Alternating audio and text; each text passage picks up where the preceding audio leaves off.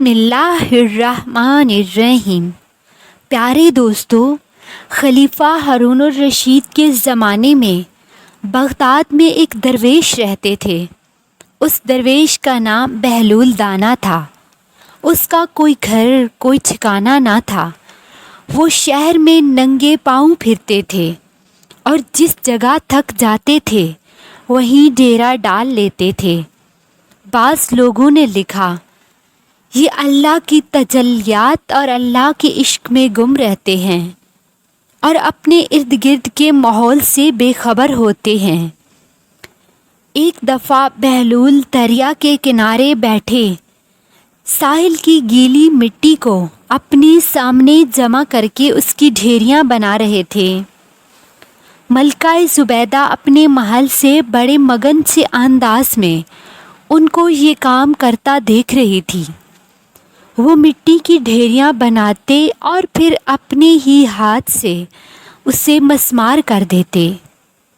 ملکہ اپنے محل سے باہر آتی ہے اور اپنی سہیلیوں کے ہمراہ دریا کے کنارے آ جاتی ہے اور بہلول سے پوچھتی ہے، کیا کر رہے ہو بہلول؟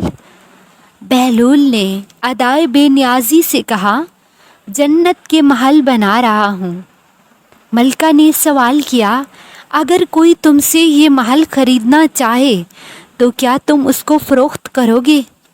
بہلول نے کہا، ہاں کیوں نہیں، میں محل بناتا بھی ہوں اور فروخت بھی کرتا ہوں۔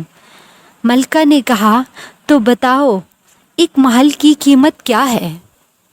ملکہ کے سوال کرتے ہی بہلول نے بے ساختہ کہا، 3 درہم۔ ملکہ زبیدہ نے اسی وقت اپنی کنیزوں کو حکم دیا کہ بہلول کو 3 درہم ادا کر دیے جائیں، اور پھر بہلول کو 3 درہم ادا کر دیے گئے۔ یہ تمام واقعہ ملکہ زبیدہ نے اپنے شوہر خلیفہ ہارون الرشید کو بتایا۔ خلیفہ نے اس واقعے کو مذاق میں ٹال دیا۔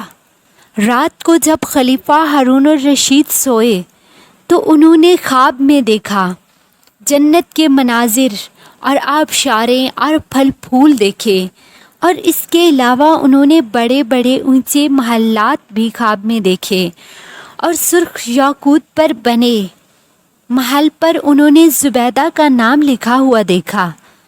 ہارون الرشید نے سوچا، میں بھی دیکھوں تو صحیح، کیونکہ یہ میری بیوی کا گھر ہے۔ وہ محل میں داخل ہونے کے لیے جیسے ہی دروازے پر پہنچے تو ایک دربان نے انہیں روک لیا۔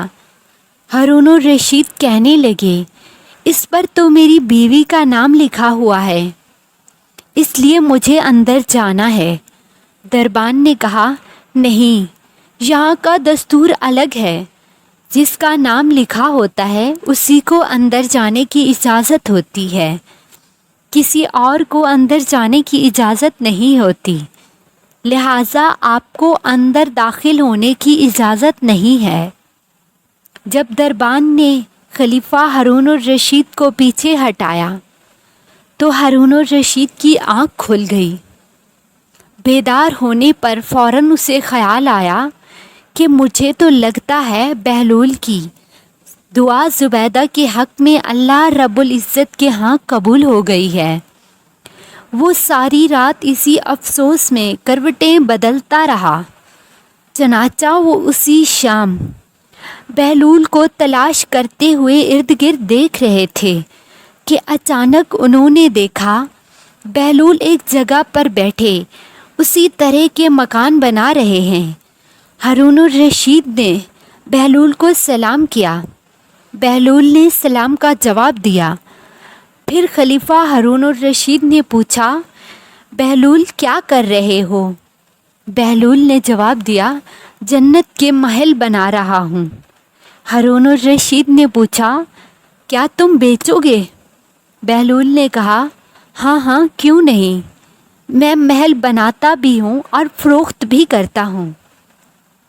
ہارون الرشید نے کہا، تو بتاؤ ایک محل کی قیمت کیا ہے؟ بہلول نے بے ساختہ کہا، تیری پوری سلطنت۔ ہارون الرشید نے دیکھا اور کہا اتنی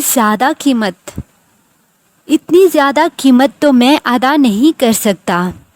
کل تو آپ 3 درہم کے بدلے میں دے رہے تھے اور آج پوری سلطنت مانگ رہے ہو. بہلول دانا نے کہا کل بن دیکھے معاملہ تھا اور آج تو تم محل دیکھ کر آ رہے ہو. خلیفہ ہارون الرشید یہ دیکھ کر گھٹنوں کے بل بہلول دانا کے سامنے مایوس ہو کر بیٹھ گئے اور کہا حضرت آپ مجھ سے میری پوری سلطنت لے لیں اور بس مجھے ایک محل دے دیں. جب بہلول دانا نے خلیفہ ہارون الرشید کی عاجزی دیکھی تو بہلول نے کہا کہ میں تمہیں تمہاری سلطنت لے کر کیا کروں گا؟ اس دنیا کی محبت تو بہت سے گناہوں کی جڑ ہے. جاؤ اپنی سلطنت اپنے پاس رکھو اور اس محل کو بھی میں تمہارے لیے 3 درہم میں فروخت کرتا ہوں.